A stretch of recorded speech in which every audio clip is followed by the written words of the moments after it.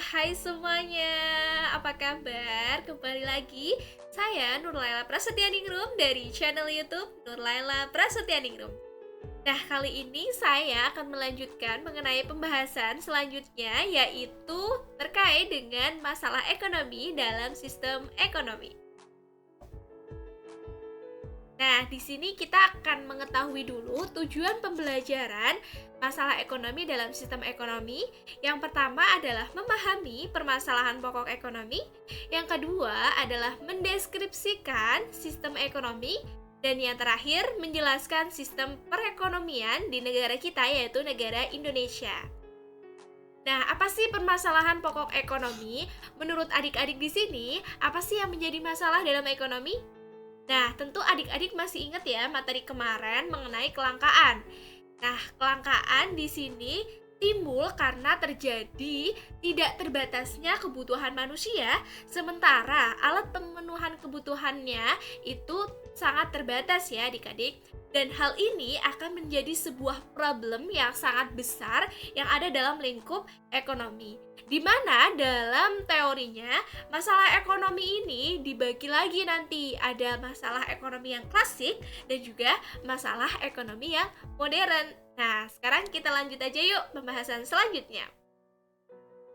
Kita masuk dulu ke permasalahan ekonomi klasik.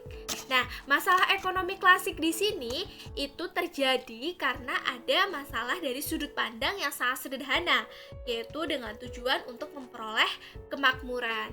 Dan kemakmuran di sini itu adalah suatu keadaan ya, suatu keadaan di mana barang dan juga jasa sebagai pemuas kebutuhan yang tersedia itu tidak mencukupi kebutuhan manusia, seperti itu. Dan salah satu cara pemecahan masalah ekonomi klasik yaitu dengan cara melakukan kegiatan yang dapat mencapai tingkat kemakmuran, seperti adanya produksi, distribusi, dan juga konsumsi.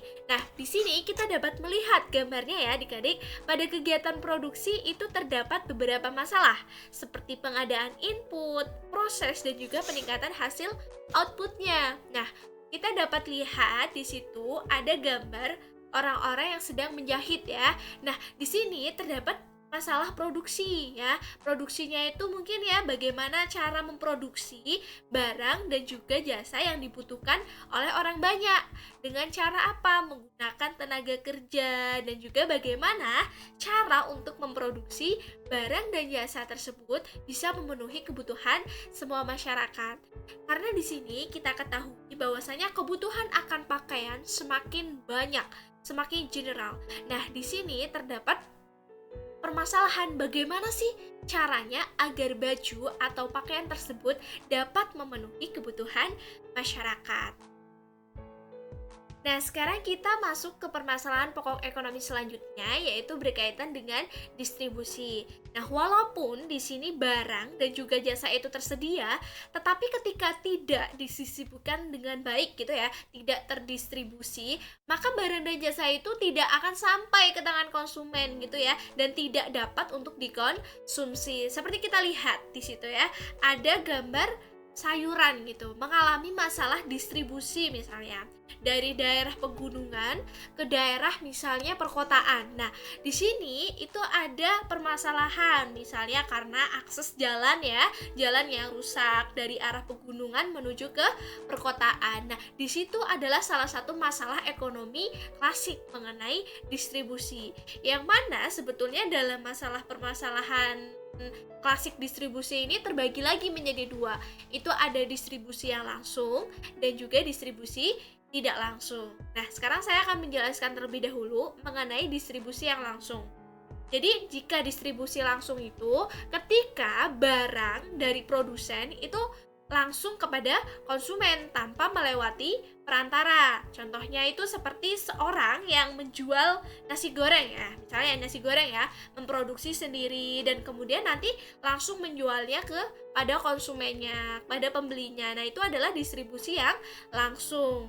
Nah, yang kedua, itu ada distribusi yang tidak langsung. Maksudnya gimana sih distribusi yang tidak langsung? Nah, distribusi tidak langsung di mana di sini itu menyalurkan barangnya dari produsen kepada konsumen melalui perantara. Contohnya, seperti misalnya pedagang besar, yaitu ada grosir ya, grosir.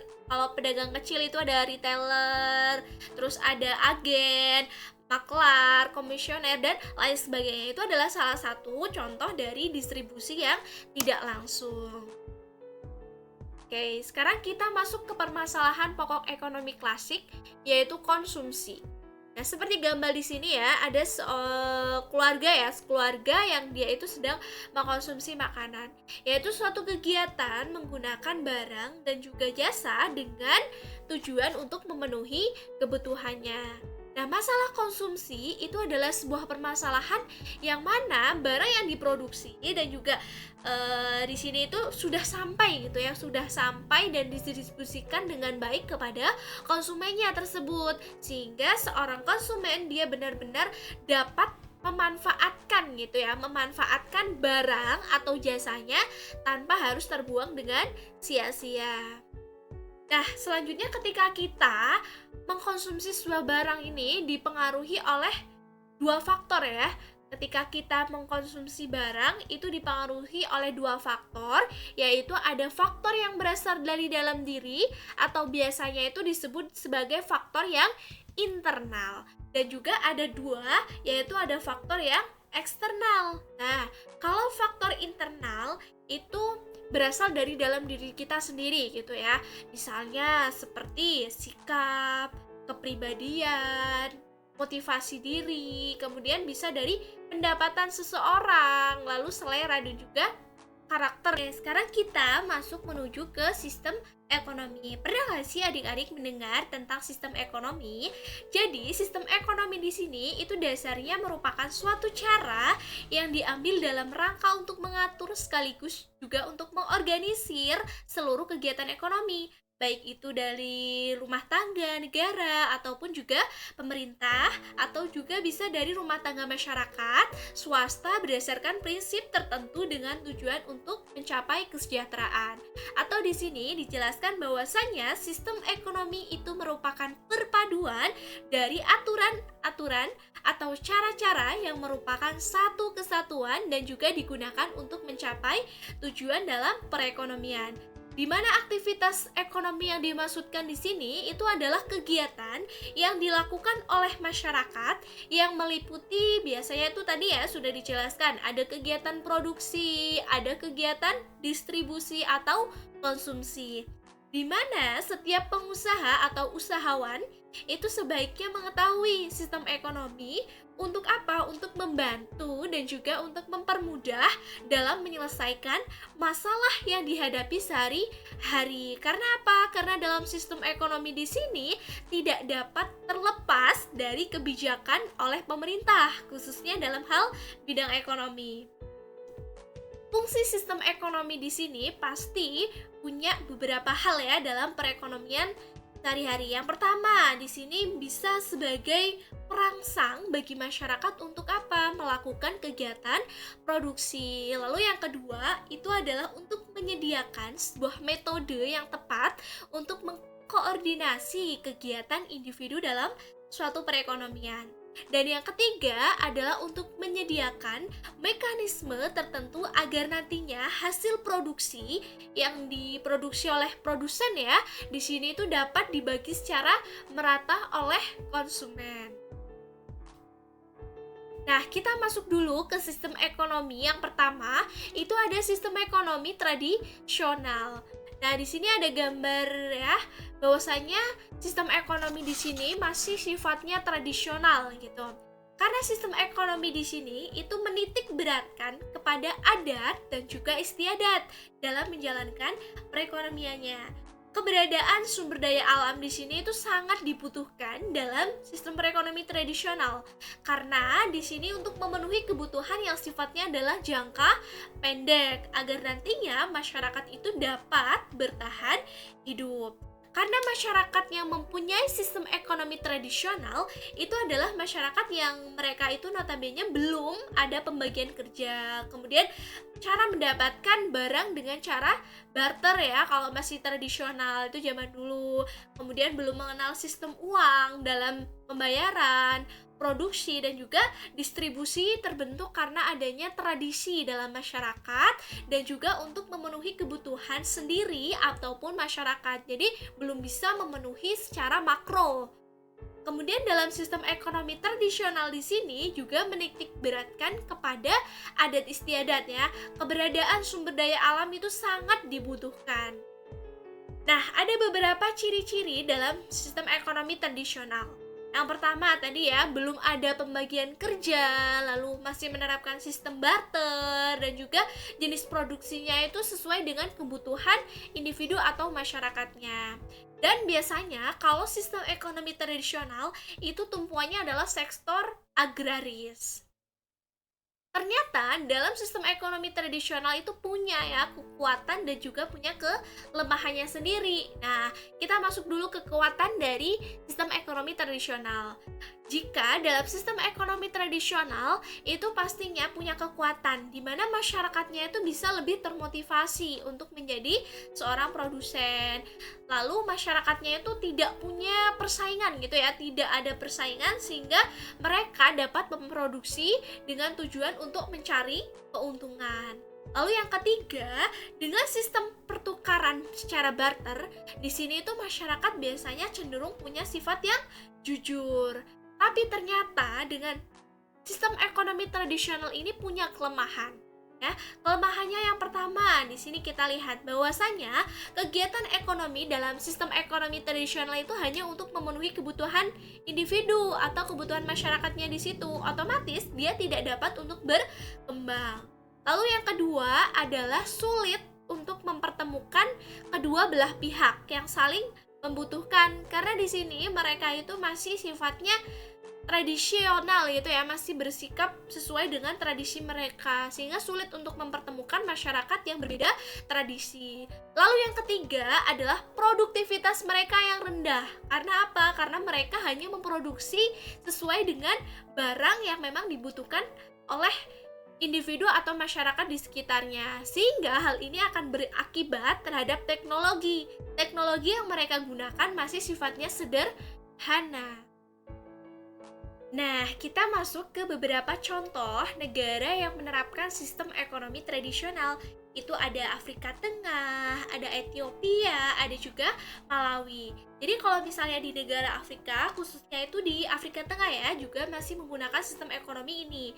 Dan hal ini kita bisa lihat dari beberapa besar desa di Afrika Tengah masih menggunakan, yaitu ada sistem ini itu di Mbaiki, ada di Mobay, ada di Batangavo gitu. Dan kalau misalnya di Ethiopia, itu juga masih menerapkan sistem ekonomi tradisional. Hal ini karena negara Ethiopia itu termasuk negara yang termiskin di dunia yang mengandalkan industri pertanian atau sektor agraris dalam sistem perekonomian mereka. Lalu yang ketiga itu ada negara Malawi ya. Malawi itu mendapatkan gelar negara paling miskin di dunia karena dia itu masih menganut sistem ekonomi yang tradisional. Kita bisa lihat dari sistem transaksi mereka yang masih menggunakan sistem barter dan juga perekonomiannya itu masih sifatnya mengandalkan pertanian atau sektor agraris. Nah, selanjutnya ini ada sistem ekonomi komando. Sistem ekonomi komando di sini itu pemerintah sangat dominan, sedangkan masyarakat itu adalah sebuah pihak yang kecil gitu ya, nggak terlihat. Sistem ekonomi komando atau biasa disebut dengan sistem ekonomi terpusat itu adalah sebuah sistem ekonomi yang mana seluruh kebijaksanaan perekonomian di sini tuh ditentukan oleh pihak pemerintah, sedangkan masyarakat itu ya cuma menjalankan gitu ya adik-adik. Jadi sistem ekonomi komando di sini didasarkan pada teori yang dikemukakan oleh Karl Marx ya. Karl Marx itu yang mendasari adanya sistem ekonomi komando yang dalam bukunya itu ada judulnya Das Kapital, yaitu tahun 1867. Jadi sistem ini itu lebih ke pemerintahan gitu ya, pemerintah yang dominan, karena campur tangan pemerintah di bidang ekonomi itu sangat besar sehingga dia itu yang memonopoli, biasanya yang memonopoli masyarakat. Nah, kita ketahui bahwasanya ciri dalam sistem ekonomi komando atau terpusat itu yang pertama, seperti sumber daya alam itu dikuasai oleh pihak negara sehingga hak milik pribadi itu hampir tidak diakui. Lalu yang kedua, tingkat harga dan juga tingkat bunga itu ditentukan oleh pemerintah karena kebijaksanaan di sini diambil alih oleh pemerintah. Lalu yang ketiga, ada sebuah kebebasan dalam perekonomian masyarakat itu sangat-sangat dibatasi karena di sini diambil semua oleh pihak pemerintah. Dan ternyata dalam sistem ekonomi komando atau terpusat ini punya beberapa kelebihan dan juga punya kelemahan. Nah, kita bahas dulu kekuatan atau kelebihannya ya. Yang pertama di sini, pemerintah itu menentukan jenis kegiatan produksi itu sesuai dengan perencanaan. Sehingga pasar dalam negeri itu berjalan dengan lancar karena memang semuanya sudah diatur sedemikian rupa ya oleh pihak pemerintah. Lalu yang kedua, relatif mudah untuk melakukan distribusi pendapatan karena pemerintah itu sudah mengetahui, oh ternyata ini masyarakat yang notabene dia itu kurang kaya, ini masyarakat yang kaya, makanya diberikan distribusi pendapatan secara merata. Lalu yang ketiga, pemerintah itu lebih mudah untuk mengendalikan seperti masalah-masalah ekonomi makro. Ada inflasi, ada pengangguran, atau berbagai keburukan ekonomi lainnya. Karena semua kegiatan ekonomi di sini dilakukan oleh pihak pemerintah. Namun, ternyata dalam sistem ekonomi komando atau terpusat ini punya kelemahan ya. Nah, kelemahannya itu di sini yang pertama, tidak ada kebebasan untuk berusaha. Jadi masyarakatnya itu ya cuma hanya bergantung dengan pemerintah. Lalu yang kedua, hak milik perorangan itu terbatas gitu ya, tidak diakui. Lalu yang ketiga itu ada potensi, kreativitas, dan juga inisiatif masyarakat itu tidak berkembang karena kegiatan ekonomi itu direncanakan seluruhnya oleh pihak pemerintah. Oke, melihat penjelasan tadi terkait dengan sistem ekonomi komando atau terpusat, ada nggak bayangan dari adik-adik? Mana sih negara yang sekiranya menerapkan sistem ekonomi ini? Nah, ternyata ada beberapa negara yang menerapkan sistem ekonomi ini, yaitu ada negara yang dia itu sosialis, seperti negara di Korea Utara. Dia masih menerapkan sistem ekonomi komando atau terpusat. Nah, kita masuk ke sistem ekonomi pasar, yaitu kegiatan yang dilakukan oleh pihak swasta. Nah, di sini pemerintah itu hanya mengawasi dalam kegiatan ekonomi yang dilakukan ya dengan penyelenggara negara. Sistem ekonomi pasar atau kerap disebut dengan sistem ekonomi liberal adalah suatu sistem ekonomi di mana negara itu memberikan sebuah kebebasan gitu ya. Berarti kebalikannya dari sistem ekonomi komando tadi. Di sini tuh masyarakatnya itu diberi kebebasan untuk mengadakan kegiatan ekonomi. Nah, jadi ada pelopor dari sistem ekonomi liberal atau sistem ekonomi pasar adalah Adam Smith, yaitu 1723 sampai 1790. Dan bukunya yang terkenal adalah berjudul The Wealth of Nation yang diterbitkan pada tahun 1776. Yang di sini ajarannya itu berkaitan dengan kebebasan seseorang dalam setiap sistem sektor ekonomi. Lalu sistem ekonomi liberal ini punya beberapa karakteristik atau ciri-ciri. Yang pertama, kita tadi sudah bahas bahwasanya sumber daya ekonomi dimiliki dan juga diatur oleh swasta atau masyarakat secara bebas. Lalu yang kedua, itu ada beberapa pembagian kelas atau status dalam masyarakat. Ada kelas pekerja atau dia itu buruh, ada juga kelas yang dia itu pemilik modal. Dan yang ketiga, itu ada persaingan secara ketat dalam kegiatan ekonomi karena masyarakatnya itu diberi kebebasan untuk berkreativitas kayak gitu. Dan ternyata dalam sistem ekonomi liberal atau sistem ekonomi pasar itu punya kekuatan dan juga punya kelemahan. Nah, kita bahas dulu nih kekuatannya dulu. Nah, kekuatan atau kelebihan dalam sistem ekonomi liberal yang pertama, setiap individu itu bebas untuk melakukan kegiatan ekonomi sesuai dengan keahlian atau keterampilannya, sehingga mendorong masyarakatnya itu untuk selalu berkembang, untuk selalu berproses.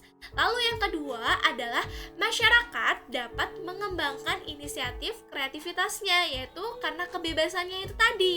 Dan yang ketiga, adanya persaingan usaha dalam membuat produk yang berkualitas. Masyarakatnya tadi bersaing, mereka berusaha untuk mendapatkan apa?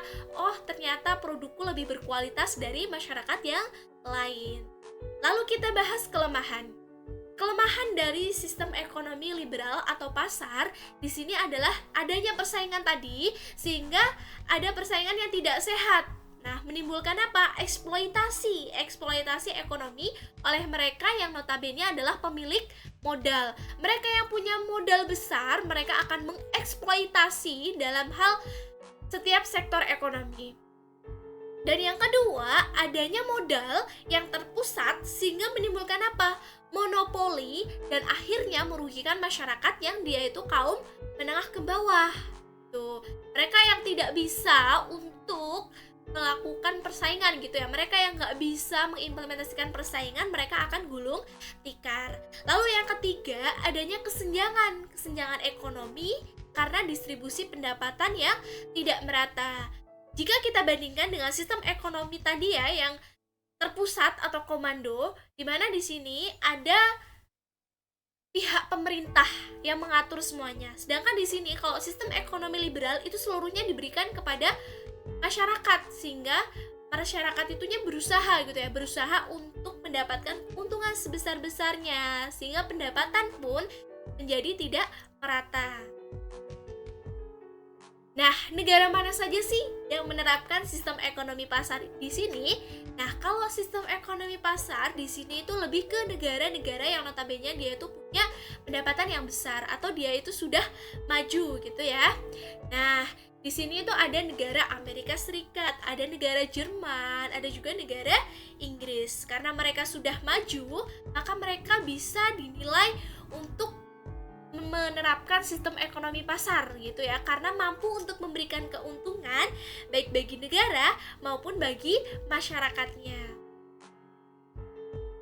Nah, dalam sistem ekonomi di sini itu ada sistem ekonomi campuran. Apa sih sistem ekonomi campuran? Nah, kalau sistem ekonomi campuran di sini itu melibatkan pemerintah, swasta, itu ada masyarakat gitu ya dalam sistem ekonomi untuk memecahkan masalah dalam ekonomi. Jadi, sistem ini itu untuk mencegah penguasaan sumber daya ekonomi secara penuh atas sumber daya vital oleh kelompok tertentu. Di sini ada peran pemerintah untuk apa? Untuk melakukan pengawasan dan pengendalian kegiatan perekonomian. Lalu ada juga peran swasta. Swasta itu diberikan apa? Kebebasan untuk melakukan kegiatan perekonomian yang mereka inginkan, gitu. Jadi sistem ekonomi campuran itu lebih banyak ya untuk diterapkan dari berbagai negara. Karena kita lihat nih, karakteristik dari sistem ekonomi campuran. Yang pertama, tatanan ekonomi merupakan perpaduan dari pemerintah dan juga swasta, yaitu ada perpaduan antara sistem ekonomi pasar dan juga sistem ekonomi terpusat. Lalu yang kedua, untuk barang modal dan juga sumber daya vital itu dikuasai oleh pihak pemerintah. Dan yang ketiga, ada peran yang seimbang antara pemerintah dan juga swasta yang tadi sudah dijelaskan. Pemerintah melakukan kebijaksanaan, melakukan pengawasan, lalu yang menjalankannya itu adalah pihak swasta. Jadi, dalam sistem ekonomi campuran itu mempunyai kekuatan dan juga kelemahannya. Nah, yang pertama kita bahas dulu kekuatannya ya, adik-adik. Nah, yang pertama itu ada pertumbuhan ekonomi yang terjaga kestabilannya. Lalu yang kedua, inisiatif dan juga kreativitas bisa berkembang karena tadi diberikan kepada pihak swasta untuk prosesnya. Lalu yang ketiga, ada campur tangan pemerintah yang tentunya bisa untuk meminimalkan terjadinya monopoli oleh usaha mereka, yaitu dari pihak swasta yang punya modal besar. Tapi ternyata ketika menerapkan sistem ekonomi campuran, di sini tuh punya kelemahan ya. Yang pertama adik-adik yaitu campur tangan pemerintah yang lemah sehingga memungkinkan adanya berlakunya sistem ekonomi pasar. Yang kedua, campur tangan pemerintah yang terlalu kuat itu bisa mendekati sistem ekonomi yang komando gitu. Jadi tidak sifatnya netral lagi. Yang ketiga, itu ada kesulitan dalam memenuhi kebutuhan masyarakat yang sifatnya mereka adalah beragam. Dan negara mana saja sih yang menerapkan sistem ekonomi campuran di sini? Nah, negara sistem yang menerapkan sistem ekonomi campuran itu adalah negara bekas anggota non-blok ya. Masih ingat nggak? Nah, di situ adalah negara Indonesia. Kemudian ada negara India, Malaysia, dan juga ada negara Mesir. Oke, kita masuk ke sistem perekonomian di Indonesia. Perekonomian di Indonesia itu dapat didefinisikan sebagai sistem perekonomian yang berdasarkan pada Pancasila dan Undang-Undang Dasar 1945. Nah, karena di sini perekonomian di Indonesia itu didasarkan dengan pasal 33 ya. Pasal 33 di situ membahas tentang sistem perekonomian negara kita, yaitu negara Indonesia. Nah, di sini pasal 33 dari Undang-Undang Dasar 1945 itu adalah salah satu pasal yang berhubungan dengan sistem ekonomi Indonesia karena menganut sistem ekonomi yang apa? Demokrasi ekonomi. Artinya itu adalah sistem yang dari, oleh, dan kemudian untuk masyarakat. Di sini peran pemerintah itu berperan sebagai pelaku ekonomi sekaligus sebagai pengatur dan juga pengawas kegiatan ekonomi yang ada di Indonesia. Kemakmuran masyarakatlah yang diutamakan, bukan kemakmuran orang perorangan. Oleh karena itu, sistem ekonomi di sini didasarkan pada Pancasila dan juga Undang-Undang Dasar 1945 ya adik-adik. Makanya disebut sebagai sistem demokrasi ekonomi Pancasila. Nah, sistem perekonomian Indonesia di sini dalam penerapannya juga harus menghindari beberapa hal ya adik-adik. Yang pertama adalah sistem ekonomi liberal yang bebas. Itu harus dihindari. Karena sistem free fight liberalism di sini akan menumbuhkan eksploitasi terhadap manusia dan juga bangsa lain. Lalu yang kedua adalah kita harus menghindari sistem ekonomi komando atau sistem etatisme, yakni setiap negara atau aparatur ekonomi itu sifatnya dominan, mendesak dan kemudian mematikan potensi dan juga daya kreasi unit ekonomi di luar sektor negara. Itu harus dihindari karena nantinya akan mematikan kreativitas dari masyarakatnya. Lalu yang ketiga juga harus dihindari apa ini? Adanya persaingan yang tidak sehat serta pemutusan kekuatan ekonomi pada satu kelompok atau tindakan monopoli yang pastinya merugikan masyarakat karena monopoli di sini adalah sifatnya tidak baik sehingga adanya pemusatan kekuasaan ekonomi pada satu kelompok harus dihindari. Oke adik-adik, cukup sekian video pembelajaran ekonomi bab masalah ekonomi dalam sistem ekonomi. Jika adik-adik suka dan juga merasa bahwasanya video ini bermanfaat, jangan lupa untuk kasih like, komen, dan juga subscribe ya. Ketika adik-adik masih ada hal yang dibingungkan, silahkan komen saja ya. Oke, saya Nurlala Prasetyani Grum, pamit undur diri, dan nantikan video pembelajaran bab selanjutnya hanya di channel YouTube Laila Prasetyani Grum. Belajar bareng Laila. Terima kasih.